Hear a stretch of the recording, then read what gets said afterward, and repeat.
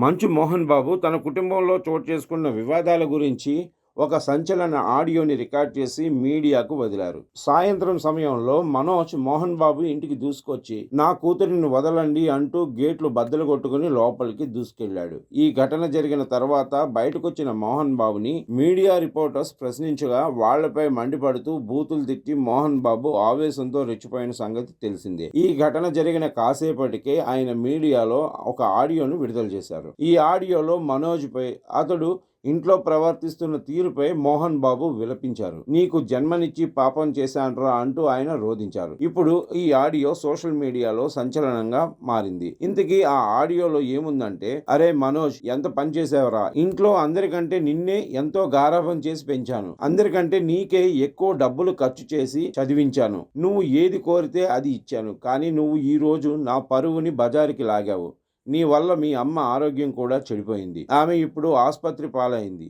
ఎందుకురా మా మీద ఇంత పగబెట్టావు, నీ బిడ్డ మా దగ్గర ఉంది, వచ్చి తీసుకుని పో అన్నాను, లేకపోతే 2-3 రోజుల తర్వాత మీ అమ్మ నీ బిడ్డను తీసుకొస్తుంది అన్నాను, కానీ నువ్వు ఈ రోజు చేసిన రచ్చని నేను నీ జీవితంలో మర్చిపోలేను. ఒకప్పుడు ఎంత మంచివాడిగా ఉండేవాడివి, ఇప్పుడు తాగుడుకు బానిసై నీ భార్య చేతిలో తోలుబొమ్మలాగా ఆడుతున్నావు, నీకు జన్మనిచ్చాన్రా, ఈ రోజు నా గుండెల మీద తన్నావు అంటూ చెప్పుకొచ్చారు. ఇంకా ఆయన మాట్లాడుతూ, ఆస్తి పంపకం ముగ్గురికి సమానంగా పంచాలా వద్దా అనేది నా ఇష్టం, అది నా కష్టార్జితం, నేను స్థాపించింది విద్యా సంస్థ కాదు, ఒక దేవాలయాన్ని స్థాపించాను, ఎన్నో వేల మంది అక్కడ విద్యని అభ్యసించి గొప్ప గొప్ప ఐఏఎస్లు ఐపీఎస్లు అయ్యారు, 25% కులాలకు మతాలకు అతీతంగా ఉచిత విద్యని అందించాము, మీ అన్న ఆ విద్యా సంస్థలను విదేశాల్లో ఉన్న యూనివర్సిటీలకు లింకప్ చేసి ఎంతో ఉన్నత స్థాయికి తీసుకెళ్లాడు, అలాంటి విద్యా సంస్థల మీద పడ్డావు కదరా, మీడియా మిత్రులకు కూడా చెప్తున్నాను, నా బిడ్డ నన్ను కొట్టాడు అని మీకు ఇష్టం వచ్చినట్లు రాస్తున్నారు, నా బిడ్డ నాపై చెయ్యి ఎత్తలేదు అంటూ మోహన్ బాబు రికార్డ్ చేసిన ఈ ఆడియో ఇప్పుడు సంచలనంగా మారింది. పూర్తి ఆడియోని మీరు కూడా విని మీ అభిప్రాయాన్ని వ్యక్తం చేయండి. మనోజ్, నువ్వు నా బిడ్డవి. లక్ష్మీ ప్రసన్న, విష్ణువర్ధన్ బాబు, మనోజ్ కుమార్, నిన్ను ఎలా పెంచానురా నేను, అందరికంటే నిన్నే గారాభంగా పెంచానురా, నీకే ఎక్కువ ఖర్చు పెట్టి చదివించాలని ప్రయత్నం చేశానురా, నువ్వు ఏది అడిగినా నేను నీకు ఇచ్చానురా, కానీ ఈ రోజున నువ్వు చేస్తున్న పని బిడ్డల గుండెల మీద తంతారంటారే, అలా తన్నేవరా, మనసు ఆవేదనతో కింగిపోతుందిరా, నేను మీ అమ్మ ఏడ్చుకుంటున్నావురా.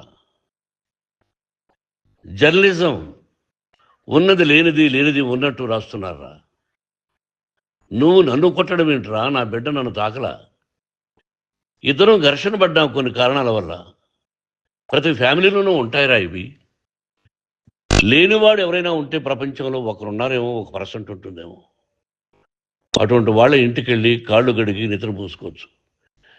భారత భాగవత రామాయణాలు చూశావు కదరా, ఏమిటిది, మీ అమ్మ ఎంత కుమిలిపోతుంది ఈ రోజున హాస్పిటల్ చేరింది, నీ వల్ల హాస్పిటల్ చేరుతాను. చూడు మనోజ్, నీకన్నీ ఇచ్చిన ఈ రోజున నువ్వు నా గుండెల మీద తనడమే కాకుండా అపకీర్తి తీసుకొచ్చావు, ఏదేదో రాశావు, ఏదేదో చెప్తున్నావు. కొంతమంది జర్నలిస్టులు ఉన్నది లేనిది, లేనిది ఉన్నట్టు రాసే వాళ్ళ తత్వం వాళ్ళకి, ఎందుకంటే టీఆర్పీ పెరగాలి, ఇది వాళ్ళ నైజం, మనం మార్చలేము, వాళ్ళందరి మీద మన కోర్టుకు వెళ్ళలేము. వాక్ స్వాతంత్రం అంటారు, ప్రజాస్వామ్యం అంటారు, ప్రజాస్వామ్యంలో కూడా కొన్ని హద్దులు ఉన్నాయి, ఇది నీకు తెలుసు అనుకున్నా. ఎంత మంచి నటుడివి నువ్వు, నీ భార్య మాటలు విని తాగుడుకు అలవాటు పడిపోయావు. వింటున్నావా మనోజ్, ఎవరిని నమ్మాలో ఎవరిని నమ్మకూడదో పరిస్థితి తీసుకొచ్చావు. విద్యాలయాలు ఎంత గొప్పవిరా, మనం 25% కులమతాలకు అతీతంగా ఫ్రీ ఎడ్యుకేషన్ ఇస్తున్నాంరా, క్యాస్ట్ అనేది తీసేశాను రా 92లో ప్రాస్పెక్ట్స్లో. నువ్వు చదువుకున్నావురా, అక్కడ చదువుకున్న బిడ్డలు ఐఏఎస్ ఐపీఎస్ అయ్యారా, ఎంతోమంది గొప్పవాళ్ళు అయ్యారా, నువ్వు నటుడుగా ఎంతో గొప్పవాడివి. తాగుడికి అలవాడబడి నువ్వు నీ భార్య ఇంట్లో బిహేవ్ చేస్తున్న విధానం ఆ భగవంతుడు సర్వేశ్వరుడు తెలుసు. భగవంతుడు చూస్తున్నాడు రా, నేను తప్పు చేసినా, నువ్వు తప్పు చేసినా, ఎవరు తప్పు చేసినా. ఎంత అవకాశం ఇచ్చావు మాట్లాడుకునేదానికి అందరికీ. ఇన్ని సంవత్సరాల్లో మన విద్యాలయాల్లో ఒక్క తల్లి కానీ ఒక తండ్రి కానీ ఏమైనా చెప్పారా? ఆ బిడ్డలు మన బిడ్డలు రా, మీరెంతో నాకు అక్కడ ఉన్నవాడు కూడా నా కూతుర్లు, నా కుమారులు.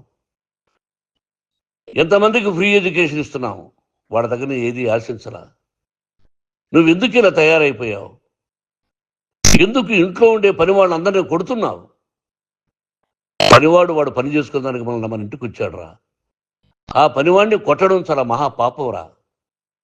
నేను వేరురా, నేను దండించడం వేరురా. నేను ఎవరిని ఆ చిన్న చిన్న వాళ్ళని కొట్టి అజ్జేసి ఇచ్చేసి చేయలేదురా. సినిమా ఇండస్ట్రీలో మోహన్ బాబు కొడతాడు తిడతాడు అంటే అది షూటింగ్లో జరిగి ఉండొచ్చేమో, కానీ ఇంట్లో ఉండి 10 సంవత్సరాల నుంచి 20 సంవత్సరాల నుంచి పనివాళ్ళు ఉన్నారు. నేను ఇంట్లో లేని సమయంలో వాళ్ళందరినీ కొట్టి వాళ్ళ ఫోన్ లాక్కొని ఒకడైతే చచ్చిపోవాలి, వాడు పోలీస్ కంప్లైంట్ ఇచ్చి ఉండొచ్చు. నేను వద్దు అని వాడిని బతిమాలాడు, పోలీస్ కంప్లైంట్ కూడా ఇవ్వలా. ఇంకైనా నువ్వు నీ భార్య మారి బయట ఉండండి రా అన్నాను నేను. లేదు డాడీ, తప్పు చేయలేని ఒకసారి వచ్చావు, మళ్ళీ తప్పు చేశావు, మళ్ళీ వెళ్ళావు, మళ్ళీ ఈసారి తప్పు చేయనన్నావు. ఏమండి వీడు తప్పు చేయడం అని మీ అమ్మ చెప్పింది, ఇంట్లో పెట్టుకున్నా. మళ్ళీ నువ్వు చేస్తున్నది, ప్రతిరోజు నువ్వు తాగుతున్న విధానం నీకే తెలుసు. ఇది ప్రజలు నమ్ముతారా లేదా అనవసరం నాకు. నేను నీకు చెప్తున్నా, ఇంతటితో పులి స్టాప్ పెట్టాలి. 3 రోజుల నుంచి రకరకాలుగా రాస్తున్నప్పుడు నా మనసు ఆవేదనతో ఉంది. మళ్ళీ చెప్తున్నా, Mohan Babu university is greater than temples. Greater than temples. బిడ్డలను కాలేజీలో చేర్చుకునే ముందు చెప్తారు, అన్నయ్య ఎంత ఉంది యూనివర్సిటీ రూల్స్, ఇది మా పద్ధతి, మీకు ఇష్టమైతే చేర్చండి. గవర్నమెంట్ బిడ్డలను గవర్నమెంట్ ఏమి ఇస్తుందో ఇంత పర్సంటేజీ, వాళ్ళకు కూడా మీ దగ్గర ఎందుకు డబ్బు తీసుకుంటున్నాం అంటే దానికి అర్థం పరమార్థం చెప్పాము. దొంగతనంగా తీసుకోలేదు, ప్రతి దానికి చెక్కులు ఉన్నాయి, అది అకౌంట్ ఉంది. దానిలో తప్పులు జరిగితే డిపార్ట్మెంట్ ఉంది. కాలేజీలో ఏదైనా తప్పు జరిగితే గవర్నమెంట్ ఉంది. ఇవన్నీ నీకు తెలుసు. ఈ రోజున ప్రపంచంలో నేను నెంబర్ 1గా చేయాలని మీ అన్న కష్టపడి ఇతర దేశాల్లో నెంబర్ 1 యూనివర్సిటీ టైఅప్ చేశాడు. ఈ రోజు నువ్వు చేసిన విధానం ఏమిటి? నువ్వే ఒకప్పుడు నాకు ఇవి ఏమొద్దు, నేను యాక్టింగ్ అన్నావు. ఈ రోజున ఏం చేస్తున్నావు? విద్యాలయాల మీద పడ్డావు. తల్లిదండ్రులు చాలా గొప్పవాళ్ళరా. కొంతమందికి డబ్బు కట్టలేకపోవచ్చు, కట్టని వాళ్ళకు కొంత సహాయం చేసాం, అంతా సహాయం చేయలేము. బ్యాంకుల్లో డబ్బు కట్టాలి, లెక్చరర్స్కి డబ్బులు ఇవ్వాలి, యూనివర్సిటీ బ్రహ్మాండంగా నడపాలంటే మంచి లెక్చరర్స్ కావాలి. ఇవన్నీ తెలిసి చేస్తున్నావురా 32-33 సంవత్సరాల నుంచి. అది పక్కన పెడితే అందరినీ కొట్టడానికి వస్తావు, మీ అన్నం తిడతావు. ఒక వ్యక్తి వినయ్ గారని ఆయన వ్యక్తి హెల్ప్ చేయడానికి వస్తే ఆ వినయ్ ఎవరు లజ్జాగుడికి చంపేస్తాను వాడు అన్నావు. ఇవన్నీ ఎంత తప్పురా. అంటే మీ నాన్నగారికి ఎవరు సహాయం చేయడానికి వస్తే వాళ్ళందరినీ లజ్జాగుడుకులు అంటావు, చంపేస్తానంటావు. మీ అన్నను చంపేస్తానన్నావు. చంపరా చూద్దాం మీ అన్న, నేనే అన్నా. తాకరా నీ ధైర్యం ఉంటే అన్నా. ఎంతమందిని చంపాలనుకుంటున్నావు, ఎంతమందిని చేయాలనుకుంటున్నావు, నువ్వు ఏం సాధించాలనుకుంటున్నావు ఆలోచించుకో. ఈ ఇంట్లోకి అడుగు పెట్టడానికి నీకు అధికారం లేదు. ఇది నా కష్టార్జితం. మా నాన్నగారు 10 రూపాయలు 10 పైసలు కూడా ఇవ్వలేదురా. మంచి జన్మనిచ్చాడు మా నాన్నగారు. మద్రాసుకు వెళ్ళి వీధుల్లో అడుగు తిన్నాను రా. ఒక పూట కూడా భోజనం లేకుండా అడుగు తిన్నాను రా. న్యాయంగా మోహన్ బాబు తిడతాడు కొడతాడంటారు కానీ మోసగడనం లేదురా. నీట్ పార్లమెంటేరియన్గా బయట వచ్చాను రా. నువ్వు నా పరువు ప్రఖ్యాతులు మంట కలిపావు. ఏమిటి నేను చేసిన అన్యాయం? నీకు జన్మనిచ్చాను, అదా నేను చేసిన పాపం. అందుకే ఇది నా ఇల్లు అన్నావు. నువ్వు నీ ఇల్లు కాదు, నీ కష్టార్జితంతో నువ్వు సంపాదించుకున్న ఇల్లు నీది. ఇది నా డబ్బు, నా కష్టార్జితం. నా కష్టార్జితంలో నేను పిలిస్తేనే మీరు ఇంట్లోకి రావాలి. అటువంటిది పోగొట్టుకున్నావు నువ్వు. ఆస్తులు అంటావా, ముగ్గురికి సమానంగా రాయాలా లేదా అది నా ఇష్టం. ఆస్తులు ఇస్తానా, లేకపోతే గంగపాలు చేస్తానా, లేకపోతే ఎవరికైనా దానధర్మాలు చేస్తానా, అది నాకు సంబంధించిందిరా, నా కష్టార్జితం రా. మీరు చేస్తున్న విధానం గుణగణాలు కావాలరా. మందు తాగచ్చురా. ఎంత తాగాలి? నేను కూడా 1 or 2 పెగ్స్ నేను తీసుకుంటా. ఇది తప్పు కాదు, జనానికి తెలియాలి. నా డబ్బు ఇది. తాగి ఎవరిని కొట్ల, తాగి నా నేను తింటున్నా, అది ప్రజలకు అక్కర్లా. నేను తప్పు చేస్తేనే ప్రజలకు కావాలా. ఇవన్నీ ఉన్నాయిరా, ఇవన్నీ తెలుసుకో. జర్నలిస్ట్ సోదరులారా, మీకు నా గతాన్ని తెలుసు, నా భవిష్యత్తు, నేను ఎక్కడి నుంచి వచ్చాను కూడా మీకు తెలుసు. ఈ రోజున మీరు రాస్తున్న విధానం, నా బిడ్డ నన్ను కొట్టాడన్నారు, ఎంత తప్పు. ఈ రోజున నా బిడ్డ మీద కోపంతో అవును చెప్పచ్చు, కాదు. వాడు నా మీద చెయ్యెత్తలేదు. నేను ఘర్షణ పడ్డాం. ఘర్షణ వేరు, కొట్టుకోవడం వేరు. గాయాలతో హాస్పిటల్కి వచ్చి కుంటుకుంటుగా నడిచాడు. మళ్ళీ ఏమని పోలీస్ స్టేషన్కి వెళ్ళి చెప్పాడు. ఎవరో ఇద్దరున్నారు, వాళ్ళిద్దరూ నా మీద దాడి చేశారన్నాడు. నా ఇంట్లో పనిచేస్తున్న వ్యక్తుల గురించి పోలీస్ స్టేషన్కి వెళ్ళి చెప్పవలసిన అవసరం అతనికి లేదు, హక్కు లేదు. పోలీస్ డిపార్ట్మెంట్ కూడా తెలుసుకోవాల్సిన విషయం. నా ఇంట్లో ఉండే వర్కర్స్ మీద నేను కంప్లైంట్ ఇవ్వాలి. నువ్వు పర్మిషన్ లేకుండా నా ఇంట్లోకి నువ్వు చొరబడి ఇల్లు నాదంటూ ఇంట్లో పనిచేస్తున్న వర్కర్స్ మీద కంప్లైంట్ ఇచ్చావు. అది ఎంతవరకు పోలీసు న్యాయమో రూల్సో చూద్దాం. పోలీస్ డిపార్ట్మెంట్ ఇంటికి వచ్చింది. వాళ్ళకి రాశాను ఉత్తరం, అయ్యా నేను సీనియర్ సిటిజన్ని, నాకు రక్షణ లేకుండా ఉంది, నా బిడ్డ వల్ల నా ఇంట్లో ఇచ్చి నా బిడ్డను పంపించేసి ఇది నా ఇల్లని. వాళ్ళు నాకు సమాధానం ఇవ్వలేదు. ఇవ్వకపోగా ఎవరిని పట్టించుకోలేదు. ఇప్పుడు పోలీసు వాళ్ళు వచ్చి ఏమండి రూల్స్ ప్రకారం నా బిడ్డ ఇంటికి రాకూడదంటే మాకు హయ్యర్ డిపార్ట్మెంట్, హయ్యర్ అథారిటీ వాళ్ళు ఫోన్ చేశారు, మీరు ఎవరిని స్టాప్ చేయొద్దండి, బయట నుంచి ఎవరైనా వస్తే వాళ్ళని స్టాప్ చేయండి అన్నారు. 2 రోజుల నుంచి 10 మంది 20 మంది వస్తున్నారు. వాళ్ళు అలా చూస్తూ నిలబడ్డారు, వాళ్ళు ఫోటోలు తీసుకున్నారు, వాళ్ళ మీద మళ్ళీ వదిలేస్తున్నారు. ఎవరిని నిందించాలి? But I give respect to the police department. వాళ్ళకి ఎవరు ఏ అధికారి ఫోన్ చేశాడో, ఆ అధికారికి ఏ పొలిటీషియన్ చేశాడో అది వాళ్ళకే వదిలేస్తున్నా. కాబట్టి వాళ్ళు పోలీస్ కంప్లైంట్ ఇచ్చినా కూడా మేము సంబంధం లేదని అంటున్నారు. కాబట్టి నేను నా బిడ్డను నిన్ను నాపు చేస్తున్నా. నువ్వు ఇంట్లోకి వచ్చే అధికారం నీకు లేదు.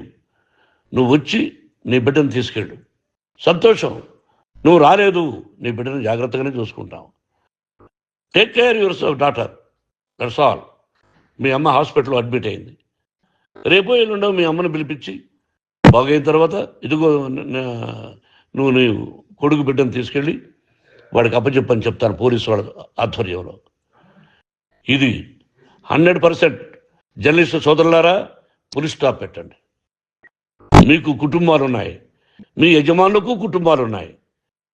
మీ కుటుంబాల విషయాలు, మీ యజమానుల కుటుంబాల విషయాలు మేము ఎవరు జోక్యం చేసుకోవాలా. మేము నటీనటులం. మాది తప్పుంటే నటుడుగా నన్ను ఫెయిల్యూర్ అని రాయండి, నా నటన బాగలేకపోతే రాయండి. బట్ ఇంటి లోపల సందులో నుంచి చూస్తూ తప్పు చేస్తున్నామని ఉన్నది లేనిది ఉన్నట్టు రాయకండి. మీకు నా హృదయపూర్వక నమస్కారాలు. ఇన్ని రోజులు హృదయపూర్వకంగా ఎంకరేజ్మెంట్ చేశారు. ఆ ఎంకరేజ్మెంట్కు నమస్కారం చేసుకుంటూ I love you all. I love you police department. మీరు న్యాయంగా ధర్మంగా నడుచుకోండి, ఎవరికి తొత్తుల్లాగా ఉండొద్దండి అని మనవి చేసుకుంటూ నేను సెలవు తీసుకుంటాను. Thank you very much for all the journalist. ఇక్కడ పులి స్టాప్ పెట్టండి. Thank you very much.